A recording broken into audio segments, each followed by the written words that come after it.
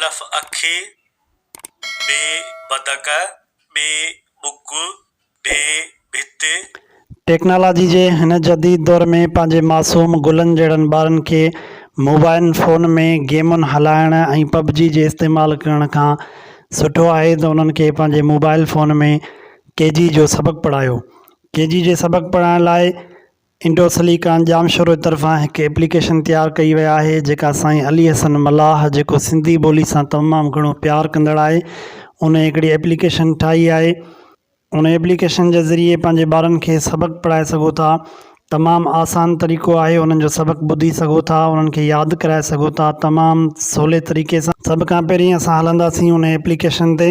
हीअ एप्लीकेशन आहे जंहिंजी मदद सां तव्हां ईअं पंहिंजे ॿारनि खे पढ़ाए सघो था। हिन जो सभ खां पहिरीं तारुफ़ आहे।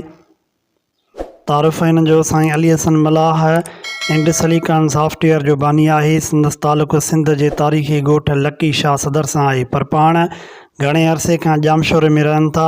हीउ सॼो तव्हां हुनजो पढ़ो। हुन खां पोइ असां हलंदासीं अल्फ़ाबेट ॾे। अल्फ़ाबेट में हलण खां पोइ हीउ तव्हांजे अॻियां सभु पटियूं अची वञनि थियूं। नंबर पहिरियों अलफ अखी, बे बदक, बे बुक, भे भित, ते तारो। अलफ अखी, बे बदक,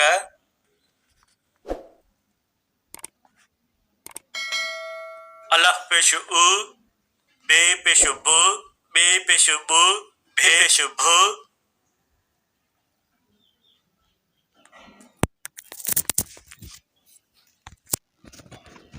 उन खां पोइ असां हलंदासीं सबक़ु लेसन जे तरफ़। हीअ सभु सबक़ हिन में शामिलु कयल आहिनि। जेका तव्हांजी दिलि चए पंहिंजे ॿारनि खे उहो सबक़ु तव्हां ॿुधाए सघो था। ॿार उन खे ॾिसी ॿुधी सबक़ खे यादि करे सघनि था। तमामु आसान तरीक़ो आहे। खे ज़बर ख, टे ज़बर ट, खट, हे ये ज़ेर ही, हमदो ज़बर अ, ही अ। खे ज़बर ख, टे ज़बर ट, खट, अलफ मंद आ, हे ये हे, आ हे। हीअ सभु सबक़ पंहिंजा ॿार पढ़ी सघनि था। हाणे हलूं था हिन एप्लीकेशन खे डाउनलोड किथां कजे। एप्लीकेशन खे डाउनलोड करण जे लाइ असां हलंदासीं प्ले स्टोर ते। प्ले स्टोर खे खोले हिते लिखिणो आहे सिंधी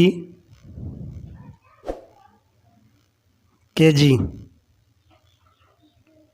सिंधी केजी लिखी सर्च कंदासीं त पहिरीं नंबर ते जेका एप्लीकेशन आहे उहा अची वेंदी। असां वटि अॻु में ई इंस्टॉल थियल आहे। हिनखे ओपन करण लाइ बटण अची वियो आहे ऐं तव्हां जॾहिं मां खोलींदव तव्हांखे डाउनलोड करण जो ऑप्शन ईंदो। हिन एप्लीकेशन जी ख़ासि ॻाल्हि हिकु इहा आहे त हीअ प्ले स्टोर ते डाउनलोड करण खां पोइ बिना इंटरनेट जे तव्हां हलाए सघो था। हीअ असांजी अॼु जी वीडियो। वधीक वीडियो ॾिसण लाइ असांजे चैनल सिंधी डॉक्यूमेंट्री खे ज़रूरु सब्सक्राइब कयो जीअं अचण वारी हर नई वीडियो तव्हां ताईं पहुची सघे।